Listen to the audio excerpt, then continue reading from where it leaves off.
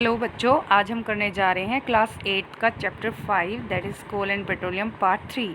तो बच्चों, हमने अपने दो पार्ट्स में पढ़ लिया about the natural resources, type of natural resources that is inexhaustible and exhaustible.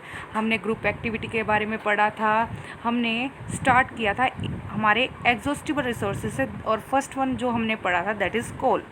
तो बच्चों, कोल के बारे में हमने इसकी प्रॉपर्टी पढ़ी थी कि ये हार्ड होता है स्टोन की तरह, it is black in colour.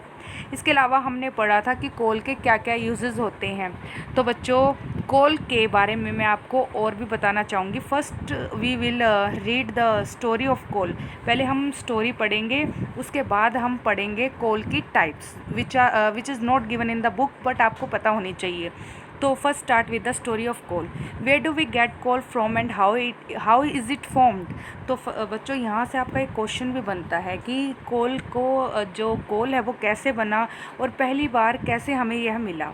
तो आपको इस पर एक एक्स्ट्रा क्वेश्चन भी बनाना है। और let's start with the story. About 300 million years ago the earth had dense forest in low lying wetland areas.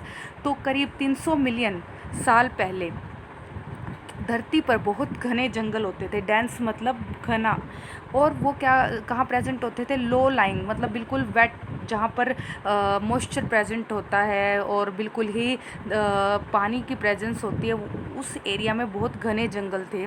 Due to natural processes like flooding this forest got buried under the soil. अब जहाँ पानी ज़्यादा होगा तो basically वहाँ पर flood मतलब वहाँ पर बाढ़ भी आएगी, और जब बाढ़ आई तो ये जो जंगल थे वो क्या हुए, वो बाढ़ के पानी से बिल्कुल नीचे मिट्टी के दब गए।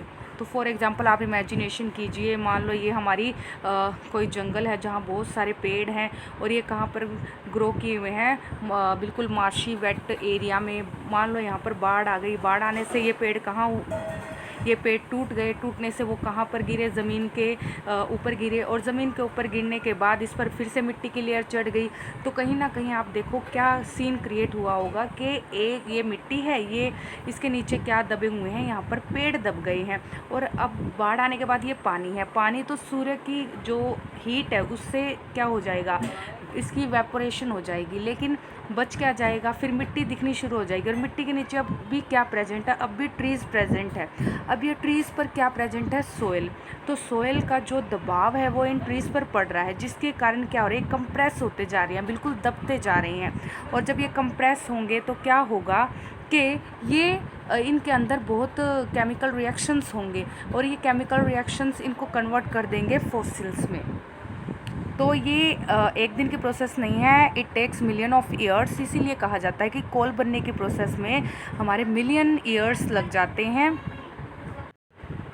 तो बच्चों, due to natural process flood आने से क्या होता है, जो फॉरेस्ट सोइल के नीचे दब जाता है, और उसके बाद एज मोर सोइल डिपॉजिटेड ओवर देम, तो उसके ऊपर और मिट्टी आती रहती है। दे वर कंप्रेस्ड मतलब they were under the pressure of soil. Soil के दबाव के कारण वो बिल्कुल कंप्रेस हो जाते हैं। The temperature also rose as they sank deeper and deeper. और उस पर जैसे ये मैंने बताया मिट्टी है, इसके नीचे क्या है? ये पेड़ हैं, और इन पेड़ पर मिट्टी की परत आती रहती है। तो उससे क्या होता है कि जो कंप्रेशन है वो बढ़ जाता है, प्रेशर बढ़ जाता है मिट्टी का, जिससे वो नीचे नीचे दबाव महसूस करते हैं। और क्या होता है? They convert into fossil. Under high pressure and high temperature dead plant got slowly converted to coal. और बहुत ईजी प्रोसेस है, इसी हाई प्रेशर टेम्परेचर की वजह से जो प्लांट्स है they convert into coal. As coal contain mainly carbon, the slow process of conversion of dead vegetation into coal is called carbonisation. तो बच्चों, यहाँ पर आपकी एक और टर्म निकल कर आई है, what is carbonisation, and it is important term कि ऐसी प्रोसेस जहाँ पर अंडर हाई प्रेशर टेम्परेचर जो डेड प्लांट्स है, क्योंकि वो मर चुके हैं, वो कन्वर्ट हो जाते हैं कोल में। और कोल में कंटेंट कार्बन का बहुत ज़्यादा होता है, और यह एक स्लो प्रोसेस है जो नॉर्मल जो हमारी वेजिटेशन है, डेड वेजिटेशन, उसको कोल में कन्वर्ट कर देती है। तो इसे हम बोलते हैं carbonisation. Since it was formed from the remains of vegetation, coal is also called a fossil fuel. तो इम्पोर्टेंट है बच्चों कि बेसिकली कोल हमें कहाँ से मिल रहा है? वेजिटेशन से, मतलब प्लांट से, जो डेड रिमेन्स ऑफ प्लांट्स है या ट्रीज़ हैं, तो वो सब वेजिटेशन के अंदर आ जाते हैं, तो वहाँ से हमें कोल मिल रहा है। इसी वजह से, और ये मिलियन ऑफ ईयर्स की प्रोसेस है, इसी वजह से हम इसको कहते हैं फॉसिल फ्यूल। और फॉसिल इसलिए कहते हैं, ये जीवाश्म है, बहुत सालों के प्रोसेस के बाद मिल रहा है, प्लस फ्यूल का काम कर रहा है, क्योंकि कोल को हम एज अ फ्यूल यूज़ करते हैं। तो इस तरह से हम कह सकते हैं कि यहाँ से एक टर्म हम ऑलरेडी पढ़ चुके हैं, that is fossil fuel. Now come to the next page.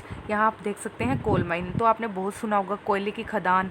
तो कोयले की खदान बेसिकली आपको झारखंड इस साइड ज़्यादा देखने को मिलती है। वहाँ पर कोयले की खदान में वर्कर्स काम करते हैं, लेबर काम करती हैं, जो कोयले को बिल्कुल वहाँ से कोयले को निकाला जाता है और फिर ट्रांसपोर्ट किया जाता है। तो when heated in air coal burns and produce mainly carbon dioxide gas. सभी को पता है जब कोयला बर्न होगा तो उसमें कार्बन है, कार्बन ऑक्सीजन के साथ रिएक्ट करेगा, और जब कार्बन ऑक्सीजन के साथ रिएक्ट करेगा तो कौन सी गैस निकलेगी? Carbon dioxide.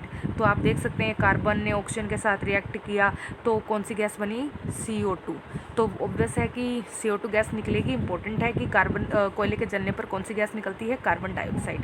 और आपको ये भी पता है कि कार्बन डाइऑक्साइड एक ग्रीन हाउस गैस है जो आगे जाकर हमारा क्या करती है? ग्लोबल वार्मिंग के लिए रिस्पॉन्सिबल है।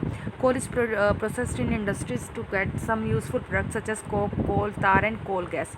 इसके अलावा कोल को हम further by processing in industries या फैक्ट्रीज़ हम कह सकते हैं कि उसकी फर्दर प्रोसेसिंग करके हम उससे और भी प्रोडक्ट्स निकालते हैं, जैसे कोक हो गया, कोल तार हो गया, कोल गैस हो गई। तो बच्चों जो फर्स्ट हम कोल से मिलने वाले जो प्रोडक्ट है, जो फर्स्ट प्रोडक्ट है दैट इज़ कोक। तो कोक की जो आपसे पूछी जाती है properties as well as uses, तो हम स्टार्ट करते हैं कोक के साथ। It is a tough. पहली प्रॉपर्टी क्या है? यह टफ होता है, पोरस। तो बच्चों फर्स्ट प्रॉपर्टी है कि कोक हमारा टफ होता है, पोरस मतलब इसमें एक छेद होते हैं, पोर होते हैं, ब्लैक कलर का होता है, and it almost pure form of carbon. Very very important कि इसमें प्योरली कार्बन प्रेजेंट होता है। Coke is used in the manufacture of steel and in extraction of many metals. आपको पता है कि जो धातु होती है वो प्योर फॉर्म में नहीं होती, उसको निकालने के लिए बहुत से प्रोसेस से निकलना पड़ता है और उसके लिए हम कोक का यूज़ करते हैं, और यह आप हायर क्लास में भी पढ़ेंगे। सेकेंड वन इज़ कोल तार।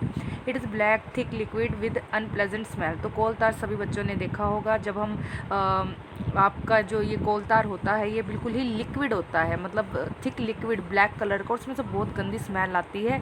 It is a mixture of about 200 substances. इसमें करीब 200 सब्सटेंसेस का ये मिलकर बना है। Products obtained from coal tar used as a starting material for manufacturing various substance used in everyday life and in industries. तो coal तार भी बहुत सी चीज़ों को बनाने के लिए यूज़ होता है, इंडस्ट्रीज़ में यूज़ होता है। इससे हमारी सिंथेटिक डाइज बनती हैं, ड्रग्स बनती हैं, एक्सप्लोसिव्स बनते हैं, परफ्यूम्स में भी यूज़ होता है, प्लास्टिक्स में, पेंट्स में, फोटोग्राफिक मटेरियल्स में, रूफिंग मटेरियल्स में एक्सेट्रा। और interestingly naphthalene ball use to repel moths and other insect are also obtained from coal tar. Very very important. अब इस पर फोकस कीजिएगा कि नेफ्थलीन बॉल्स क्या होती हैं। तो आपने देखा होगा कि घरों में जब गर्म कपड़े हैं या आपके जो ऐसे कपड़े हैं जिनमें मोथ्स कीड़े लग जाते हैं, तो उनको रिपेल करने के लिए पैकेट्स में ऐसे राउंड राउंड कलर की बॉल्स आती है और बिल्कुल वाइट इन कलर होती है, और जब आप उनको खोलते हैं तो बिल्कुल अनप्लेजेंट स्मेल आती है।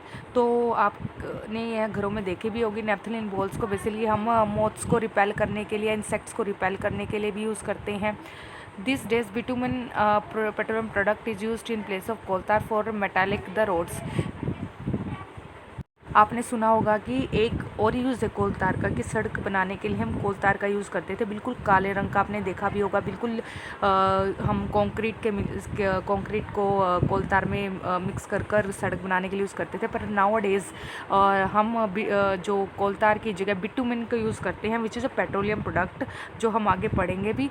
और यह क्योंकि आपने देखा होगा गर्मियों में जो कोल तार की रोड बनी होती है वो बिल्कुल हीट से बिल्कुल पिघल जाती है। जो आपका कोल तार है सड़क पर वो पैरों को चिपकने लगता है, तो कहीं ना कहीं वो जो रोड होता है जल्दी हमारा डिस्ट्रॉय हो जाता है। इस वजह से हम बिटुमेन का यूज़ करने लगे हैं आजकल रोड वगैरह बनाने में। तो last one is coal gas. Coal gas is obtained during the processing of coal to get coke. तो बच्चों जब हम कोल को कोक में कन्वर्ट करते हैं तो एक गैस भी निकलती है, उसे हम कोल गैस कहते हैं, जो वेरियस जिसके बहुत ज़्यादा यूजेस है, उसको हम बाद में पढ़ेंगे। पहले study this yellow column coal gas. तो बच्चों coal gas was use for street lightning for the first time in London in 1810। तो बच्चों याद रखना कि यह भी एक कॉम्पिटिटिव क्वेश्चन है कि कोल गैस को सबसे पहले लंदन में लाइटनिंग मतलब स्ट्रीट लाइट्स को जलाने के लिए यूज़ किया जाता था एंड इन न्यूयॉर्क अराउंड 1820। लेकिन आजकल इसको as a source of heat production के लिए यूज़ किया जाता है रदर देन लाइट। और जो यूजेस हैं कोल गैस के, it is used as a fuel in many industries situated near the coal processing plants. तो कोल गैस हम ज़्यादा दूरी पर हमें नहीं मिल सकती, इसको बेसिकली वहीं प्रोड्यूस किया जा सकता है जहाँ पर कोल माइंस होती हैं, वहीं पर हम को जो हमारी गैस होती है उसको कोल गैस को हम प्रोड्यूस करवा सकते हैं। तो बेसिकली ये उसी जगह होगी जहाँ पर हमारी कोल माइंस होगी और वहाँ पर जो इंडस्ट्री सिचुएटेड होती हैं वो उसको एज अ फ्यूल यूज़ करती हैं। तो आज के लिए बच्चों इतना ही।